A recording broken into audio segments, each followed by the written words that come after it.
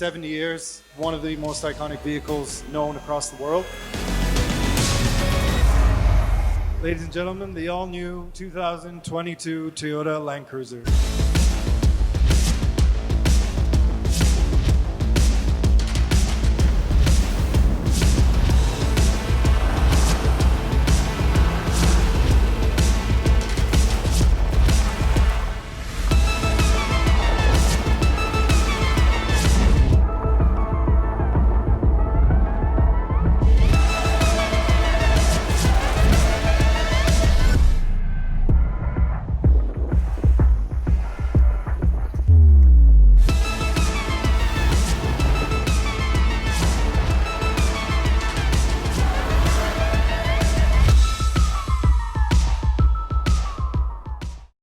Hello and welcome to another episode of Motoring Middle East. Today we're checking out the car that you all can't wait to hear about. It is of course the 2022 Land Cruiser 300. Toyota's made us wait a long time for this car, 14 years to be exact. Yes, the last one, the 200 series, came out all the way in 2007.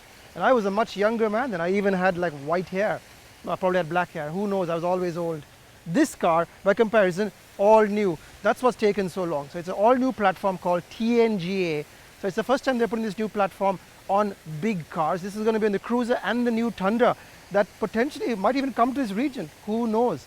Under the skin, we've got, of course, lots of aluminium, the doors, the bonnet, the roof, all aluminium, saving weight, and some lightweight wells. So you're talking about wells, we're talking about 200 kilos in saving.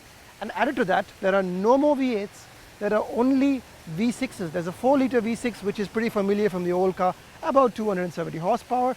That one retails at about 220 to 289, 229 to 289. This one, the 3.5-litre twin turbo V6. It's the first time we've had a turbo Land Cruiser with a 10-speed automatic, which does about 409 horsepower and about 479 foot-pounds of torque. So pretty beefy. It's like a V8.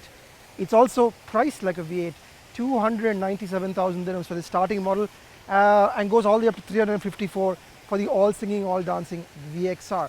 This is the GXR, it's the middle spec car. We've been driving it off-road, so it is a bit dusty, you'll have to excuse us. So let's get into it, let's see what's new about the new Land Cruiser 300. So dimensionally 300 is pretty much the same. It's within an inch or two of the dimensions of the old car, so it's not really bigger or smaller. Styling wise, you can make up your own mind. It's got the same sort of double bubble bonnet that it had in the old 200. It might even be the same bonnet, who knows. But the front face here is all new. You've got massive strakes. You've got all the way across strakes. It's probably for cooling because the turbo engines do run hot, although this one, flawless all day. It's a weird face. I'm not sure I'm crazy about it, but it is very aggressive. So it's very blocky. People like blocky. So approach angles, departure angles, all pretty much the same. If you come around to the side, ride height's not changed much. This one's a mid-spec car. They start on 18-inch wheels. This one has 20-inch wheels, and it's running a tire I haven't seen before. It's a Dunlop Grand Trek Touring. It's an all-terrain tire. It's a little bit more aggressive than a regular tire. 265/55. So what they've done is actually made the wheel narrower, which is quite surprising. They've gone to a narrower wheel.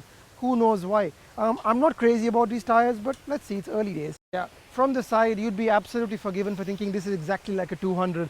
So this entire midsection is very similar. Interestingly, the roof rails aren't the kind that pop out and allow you to tie things across. So these look more ornamental. It's a bit strange. We come down to the back. This is where the big change is. Come round to the back, he said. Come round to the back. It's a lot more blunter and sharper and narrower. So you got LED lights at the back, of course, as always, LED lights. Big twin turbo badge. They're really going big on this twin turbo thing. Really, really big on it. I quite like the way the car looks at the back. Of course, the classic pintle hook. This is for pulling stuff. You can also pull this out and put in a regular hitch receiver. Now this looks like a split tailgate, but it's not. It's actually getting older. It's just a regular tailgate. So it's a bit sad because I liked having the old double tailgate because you could stand on the back and you could load stuff in from the top, but life changes. There's lots of stuff in the back here. I didn't put it here, but if you push it down to the corner, it's a pretty good load bay, the classic sort of mouse fur Toyota interior. There's also the folding seats at the back, which I do not know how to do, and I'll probably break something. But the seats before used to be hanging off the sides here, and now the seats actually fold flat into the ground. So it's a small change, but a big one, because rather than taking up room, these seats actually don't take up any room at all in the luggage space. So much better. Of course, there'll be tons of accessories. I'm expecting to see the usual compressors and the like coming from the aftermarket. So that's the back space taken care of. To be honest with you, it's a Land Cruiser. You know what to expect, the same quality, etc. Let's see if they've changed anything in the back seat. Oh, the back seat of a Land Cruiser. This is something that most of you are actually quite familiar with. Most people in their lives have sat in the back of a Land Cruiser at least once. Not tremendously different. There is good knee room in front of me. Headroom, as always, is excellent. If you're 6 foot, you'll be fine. This is my driving position. There's plenty of room to keep my legs. As always with Land Cruisers, the seat's mounted a bit low, so you can slide a good laptop under my thighs here. It does make it a bit tiring because you have to sit like this. So it doesn't really support you on long journeys.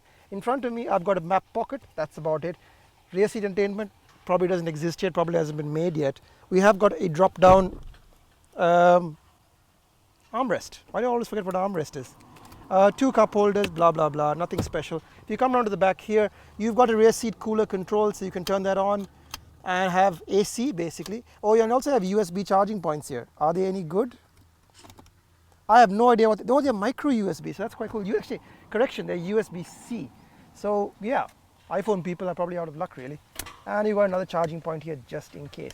So pretty standard, nothing really that special. Just why Land Cruiser should be. Driver's seat, that's where the test will be, isn't it? So this is what the driver's cabin in the new 22 Land Cruiser is like. It does like to beep, this car. It does beep a lot.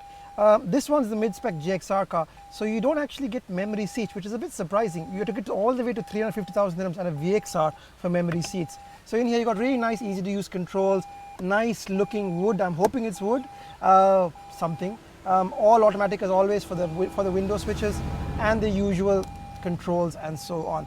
Space for a good decent sized bottle, not a 2-liter bottle but a small bottle, and of course electric seats down here with lumbar support.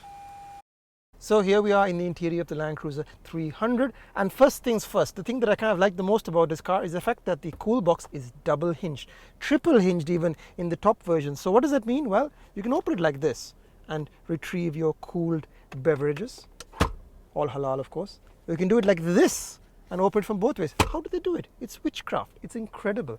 The rest of the car, really nice, crisp, clean, modern interior. Let's just talk about the steering wheel section first. Just a nice, easy to hold steering wheel, good space.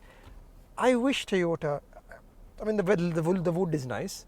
This silver plastic thing just needs to go, man. It's so 2005, it just needs to die. But apart from that, pretty easy to use.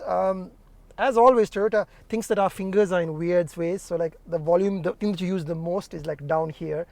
But it is pretty easy to use. And I like that they stuck with analog dials. So you got analog dial on the left, analog dial on the right. So no digital nonsense. And this stuff just tends to last. In the middle, you've got your normal information screen, distance to empty, and so on. All the usual screens. I'll go through that in a future review, but it's pretty similar to anybody who's owned a RAV4 in the last 2 or 3 years or a Camry. It's the same screen, just now doing Land Cruiser specific stuff, which isn't that much off rate, to be honest. All the Land Cruiser specific stuff is here. So yeah, very, very good seating position. Quite comfortable sitting, and we've been driving for about 3 hours today. No backaches, nothing. I like that the cowl is nice and low, so you can visibility is good in all directions. Generally, Land Cruisers are meant to be easy cars to drive. This is not a challenging car, and it's a good seat. Nothing to complain about. Steering feel pretty good. Car has pretty darn good steering feel, to be honest with you. I mean, for a Land Cruiser, handling suspension. Again, a future drive, I'll talk more about it and show what it's like. But it handles like a Land Cruiser, sort of a bit clumpy. Sort of in between the 200 and the Patrol. The Patrol handles quite well, but keep in mind, this car is not the full options car with high adjustable suspension. So that's what I need to experience to give you a really proper picture of how the car drives. Let's get to the infotainment. Before that, let's look here. You've got space for, well, 2 cup holders. I'll give you a bottle to show you how deep it is. That's one bottle, it's another bottle. So reasonable. You've got Qi charging point here, which can just about fit a Land Cruiser, fit an iPhone 10. It's a bit odd actually, it just about fits in there. So I don't know what happens if you have a bigger phone. Buy a new Land Cruiser, who knows. Something else will pop along in the future. Handbrake's gone, so it's all electronic handbrake right now. This is your low range selector, so now it's high, push for high, don't do anything, and then the other way. Oh, no, don't do that, Imthishan, you probably just broken it. It's fine, it's all fine, it's all fine. Automatic was again similar to anybody who's driven a Highlander, very similar, like this, into drive, and then click to the left to have gear selection. So what have you got in front of us here? We've got a center diff lock. and we've got crawl turn assist, so it actually breaks the wheel and turns it around. Now, we also have a rear diff lock which is down here. I don't know if you can see it. That's quite a good level of kit. And I'm hearing, it's not confirmed, but I'm hearing that we might even get a front diff lock on top spec models. So that's pretty cool. Down here you've got crawl control, so this pretty much activates crawl control. Anybody who's been in the internet knows what crawl control is, but basically it's an automated driving system that gets you out of really sticky situations. It's like having diff locks for free. Can't complain, certainly.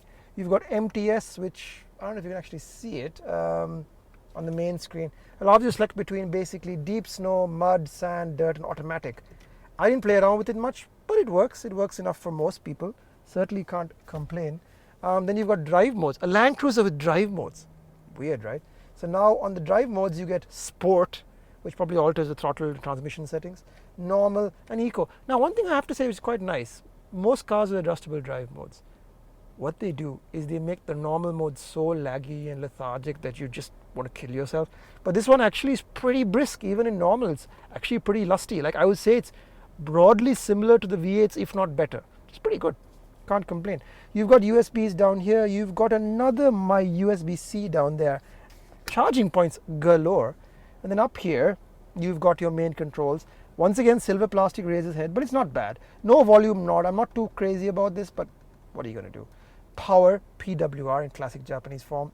You've got maps, which this car doesn't have because it doesn't have the map chip in there. Menu, etc. All the usual. It's not touch sensitive like a BMW, but it's still pretty easy. Within a couple of minutes, you get used to it. So this is your fan speed, fan on and off automatic, which I imagine is pretty good. Temperatures left and right. And then here, you've got a cooling system, not heating, which is nice because they always had heating. What's the point of that? So I'm guessing if you press auto, it all links together. It's not a button, but it just comes up and you press automatic. It all links together. So when you're in climate control settings, it turns on the seat conditioners as well, which keeps your bum nice and cool. Good strong AC, no complaints about it. Let's get to the big thing, which is this new big infotainment screen. And to be honest with you, this is one of the more challenging things about the Cruiser because it's not very intuitive. Like there's no menu or home button. I got to press here, and it's basically the same old Toyota system. But menu and home, what's the difference? It's a bit confusing. Menu is sort of like menu on Android, and home takes you to the home screen. So you can set this up and you can set up whatever you want here.